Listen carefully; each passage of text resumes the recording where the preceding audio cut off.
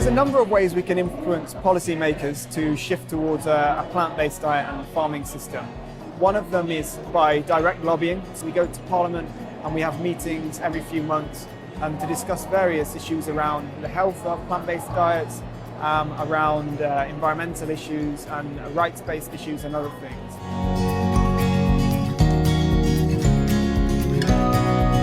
Continue watching to find out more. Matcharfin means nice to meet you in Algerian Arabic, the most spoken language in Algeria. Distinguished viewers, I am Lamia, the happy people of Algeria, a country located in North Africa, joined hands with you to express compassion for all sentient beings by adopting a vegan lifestyle and praying for world vegan. Algeria, the largest country in Africa and the 10th largest country in the world, is rich in contrasting natural beauty. From a long and gorgeous coastline and picturesque valleys, mountains and plateaus in the north, to the most extensive sand dune regions of the Sahara Desert, there is something for everyone in Algeria. May your heart be infused with love and harmony through meditation.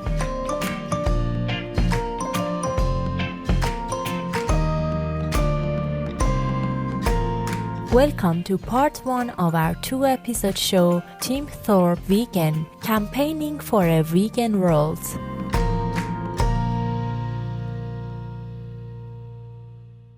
Today, we are honored to share with you an interview with Mr. Tim Thorpe, a campaigns and policy officer of the Vegan Society.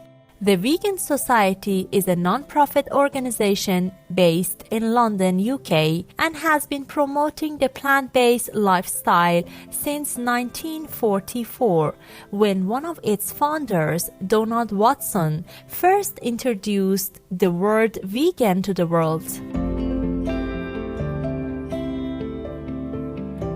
As an environmentalist, Tim Thorpe campaigns for broader awareness of the negative impact of animal livestock raising on our planet and help farmers to transition to a plant-based agriculture model. Tim recently attended an event organized by the Fry Family Food Co., whom we have also featured on Supreme Master Television, held in London, United Kingdom. The event brought plant-based industry leaders together to share ideas for the future landscape of the vegan industry. 1. The importance of rejecting animal exploitation. 2. How to thrive on an affordable vegan diet. 3. Get politicians to recognize the role of veganism in tackling the climate crisis. 4. Call for legislations to mandate vegan options in institutions such as hospitals, schools, and prisons. 5. How to approach different industries to promote tasty, well-labeled vegan options. 6. Assist farmers to transition from animal livestock raising to plant-based agriculture. With a background in environmental conservation, Mr. Thorpe assists the organization with research, policy work, and campaigns to promote the benefits of veganism. He also leads the Grow Green campaign, which is helping the current agricultural system to change to a plant-based operation. I'm the lead policy officer on the Grow Green campaign. The Grow Green campaign is targeted at UK agriculture primarily. We also look at European agriculture. It's about the impact of the agricultural system and how there's opportunities to reduce the environmental impact, particularly the climate change impact of the agriculture system, by moving towards a plant-based system and away from animal agriculture. And we do that by working with NGOs and trying to influence policymakers, as well as working with farmers and growers themselves to try and work out what the barriers are to that transition and encourage them along that transition.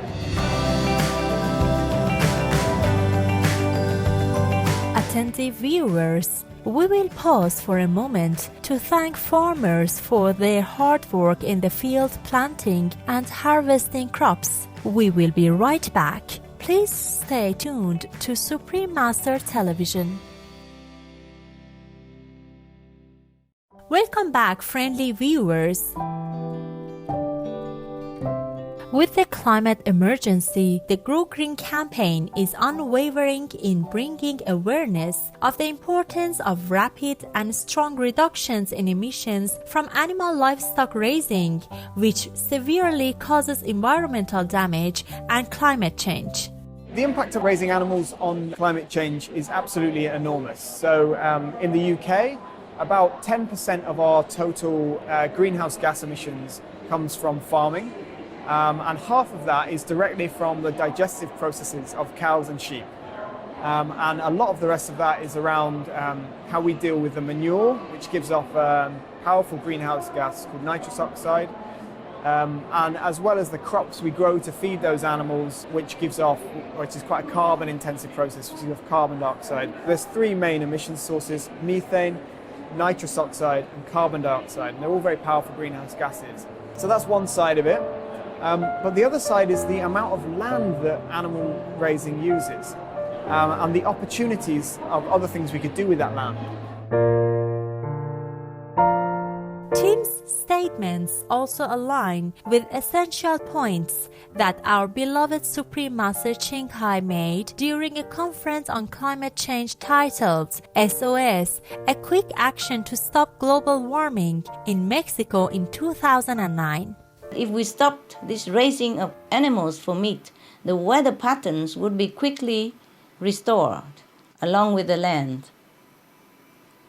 In the interview, the president of the Cattlemen's Confederation also mentioned the need for more government subsidies for cattle raising. But what we actually need are subsidies for life-giving practices, not the ones that take the life away from the animals, take away life from us, and take away life from our future generations. The government could easily subsidize organic farming instead, which would provide abundant benefit for all the people of Mexico and even would remove 40% of the atmospheric carbon if all tillable land on Earth were organically farmed. So the solution is very simple, sir. We just have to turn away from the animal products. We stop eating meat, dairy, eggs, fish. If everyone does this, we will have a transformed world in no time.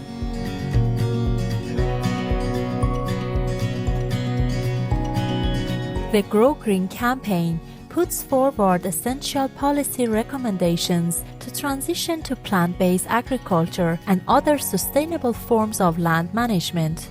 They covered areas such as providing subsidies to farmers that produce food intended for direct human consumption, allotting funds for research on protein crops and how to boost yields, implementing a farm-to-animal tax, encouraging the serving of plant proteins in public canteens, and consulting on policy with a wider range of stakeholders. Having the policymakers understand and making changes at the governmental level are vital steps in ensuring the success of this necessary transition. I think there's a number of ways we can influence policymakers to shift towards a plant-based diet and farming system. One of them is by direct lobbying. So one of the things we do at the Vegan Society is we chair the all-party parliamentary group, we're the secretaries for the all-party parliamentary group on vegetarian and veganism. And that is a group of interested members of parliament who want a forum to discuss these issues. We go to parliament and we have meetings every few months to discuss various issues around the health of plant-based diets, around environmental issues and rights-based issues and other things. There's a direct route, but there's also a way of putting pressure from below. So ensuring that the constituents of elected politicians, voters, put pressure on their representatives. So we are involved in grassroots campaigns to help that happen.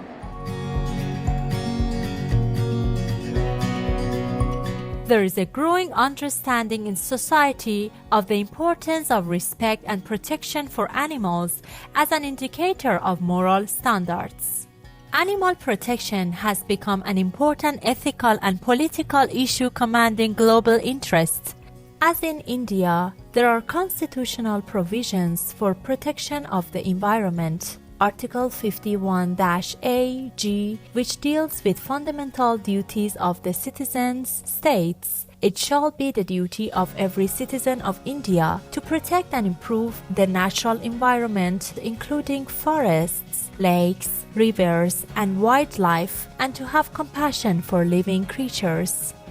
Demand plays a key role in food production adjustments and policy alterations.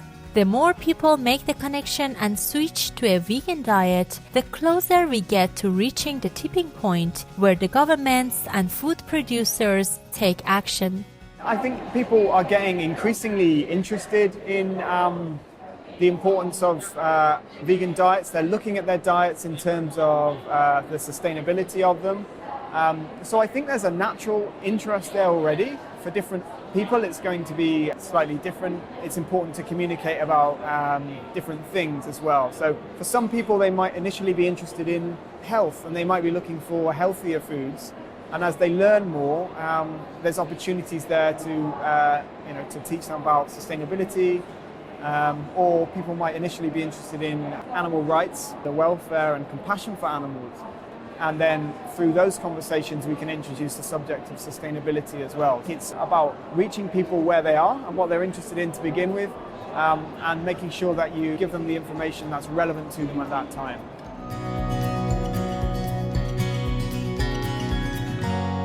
We rejoiced at this opportunity to tell you about Team Thorpe and the Grow Green campaign team stepping in and devoting their time and expertise to highlight the tools needed, plan policies, and support farmers and land managers. We appreciate their hard work, which is essential for a speedier transition to protein crop farming and direct human consumption, which will greatly benefit humanity and all other beings in so many ways. Thoughtful viewers, welcome to the concluding episode of Team Thorpe Campaigning for a Vegan World. In our first episode, we introduced Tim Thorpe, the campaigns and policy officer of the Vegan Society based in London, UK, and his Grow Green campaign. Today, we'll continue to learn how Tim promotes veganism through policies and public awareness and the connection between climate change and the livestock industry. Tim Thorpe consistently encourages love and compassion for animals and emphasizes the destructive effects of the consumption of animal products. Over 1 billion farmed animals are killed each year in slaughterhouses in Britain. To reduce the unhealthy consumption of meat, he advises that it is necessary to acknowledge that animals are artificially bred in livestock raising systems, and that if more people realize this, it will reduce the demand for animal products. These animal exploiting farms can only survive if there is a market for their products. And as that market shrinks in size, the economic incentive to breed more animals will also be reduced.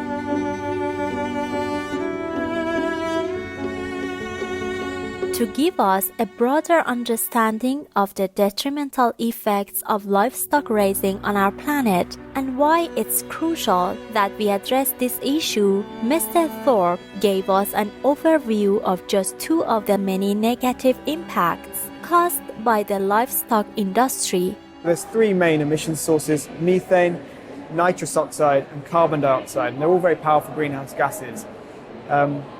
So that's one side of it. But the other side is the amount of land that animal raising uses, and the opportunities of other things we could do with that land. So in order to bring our carbon emissions down or take carbon out of the atmosphere, we need to reforest large areas of the world to stop deforestation in the Amazon and elsewhere. Trees are an excellent technology, and they take carbon from the air and they store it in their trunks and in the soils. Approximately 40% of the habitable land on the planet is currently used basically to raise cattle, so to produce beef and dairy. And at a time when there's a lot of other pressures on that land, we really can't afford to use it in that way. So there's two impacts. There's the emissions from the practices themselves, and there's the land that we can no longer use to reforest or to rewild, to store carbon. Mr. Thorpe also shares with us how this affects the oceans, the producers of at least 50% of our oxygen. The link between animal agriculture and the ocean is through the wider context of climate change. The heat expands part of the ocean, and it also melts the polar ice caps, and this causes real disruption to coastal communities, displacement and climate refugees. Another way it's affected is by acidification. So as the oceans warm, they become more acidic, and this affects the oceanic life, the habitats that live in the ocean. Yeah.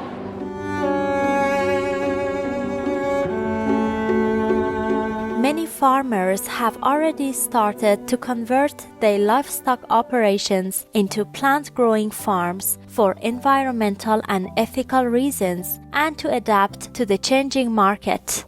Some of the innovative ways they adopt range from transforming the land into vegetable farms, to growing oats for the production of plant-based milk, to the growing of mushrooms and producing plant-based cheeses. They also make and sell food with their homegrown products and even create vegan crafts such as soaps, candles, and chocolates. Assisting farmers to transition and encouraging them is a vital move towards a vegan world.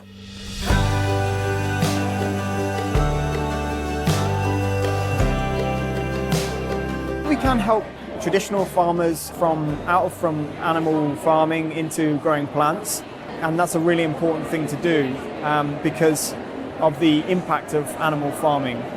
So it's incredibly resource intensive to raise animals. It's a very inefficient process.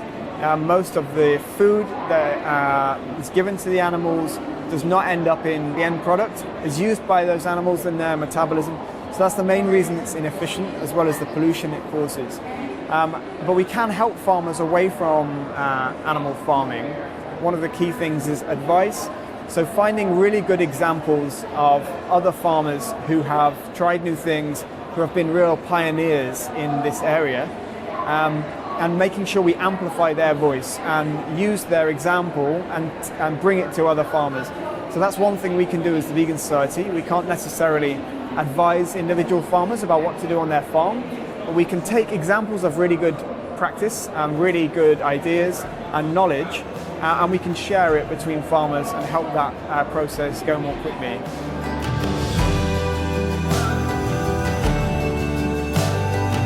Marvelous viewers, we will pause for a moment to thank farmers for all their hard work growing organic plant-based food for us. Please stay tuned to Supreme Master Television.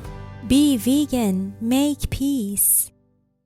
Welcome back, notable viewers. During a conference in Thailand on August 5th, 2009, Supreme Master Ching Hai shared her wise advice with the audience, which included experts from the environmental, climate, energy and nutrition sectors on solutions to save our planet by switching from animal livestock to organic vegan farming. And I also plead with other people to please write to the government, the media, and industry group as well, and write to the farmers, explain to them. This I have talked long time ago also already, that we should contact the farmers, for example, the animal farmers, and explain to them our dire situation and offer them the alternative way of life. They can switch to planting organic vegetable, not just vegetable. Organic is even better, of course, because organic farming absorbs 40% of the CO2 in the air. So before we stop our industry or making a new invention, organic farming is already a saver of our planet. And then if we stop meat eating as well and all the animals raising industry stopped, and then we save more from CO2 as well, not to talk about methane. So organic farming is our saver. So we have to stop demanding meat, then the meat industry will cease.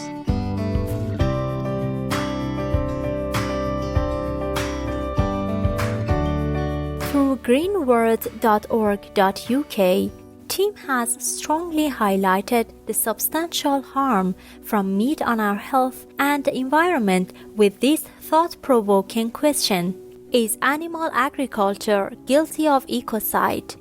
Ecocide was defined by the late Polly Higgins, QC, a barrister and lifelong environmental campaigner, as damage to, destruction of, or loss of ecosystems of a given territory, such that peaceful enjoyment by the inhabitants has been or will be severely diminished.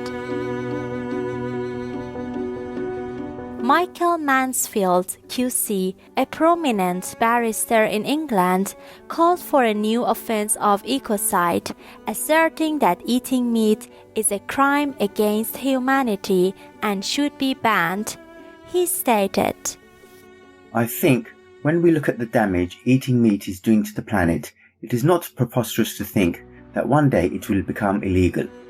There are plenty of things that were once commonplace that are now illegal, such as smoking inside. We know that the top 3,000 companies in the world are responsible for more than £1.5 trillion worth of damage to the environment, with meat and dairy production high on the list. We know that because the UN has told us so. It is time for a new law on ecocide to go alongside genocide and the other crimes against humanity. The severe impacts of animal products are inescapable as they are driven by the inherent inefficiency of raising animals for consumption. Most of the calories consumed by animals are used up in the animal's metabolism and do not end up as usable protein. This means that vast areas of land are used to grow crops for animal feed and for grazing pasture, driving habitat destruction and reducing available land to grow plants for human consumption. Public awareness of the importance of a sustainable and healthy vegan diet is paramount in helping to mend the major problems we face. There's a number of ways we can influence media and the general public to help them understand why we need to be vegan. We submit articles regularly to all major publications around a range of subjects. So veganism encompasses lots of different elements, from health to the environment, and primarily for many people to the rights of animals and compassion for animals, as well as compassion to other people. I think the world could change as veganism increases in a number of different ways. We could have a vegan world where food is very healthy. One thing we can say for certain is that we wouldn't need anywhere near as much land and resources to produce our food. So there's a huge opportunity there. And what that means is we could have a vegan world where our impact on the globe, not just in terms of climate change, but in terms of all sorts of other environmental issues, is significantly reduced. And there's a lot more space for nature and for wildlife.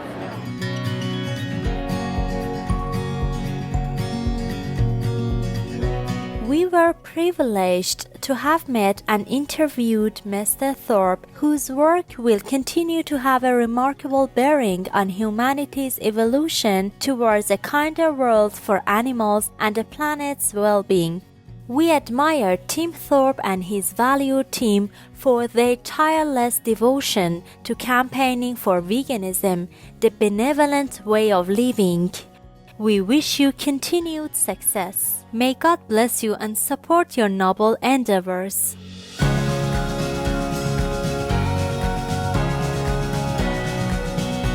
Considerate viewers, we appreciate your presence today for our program.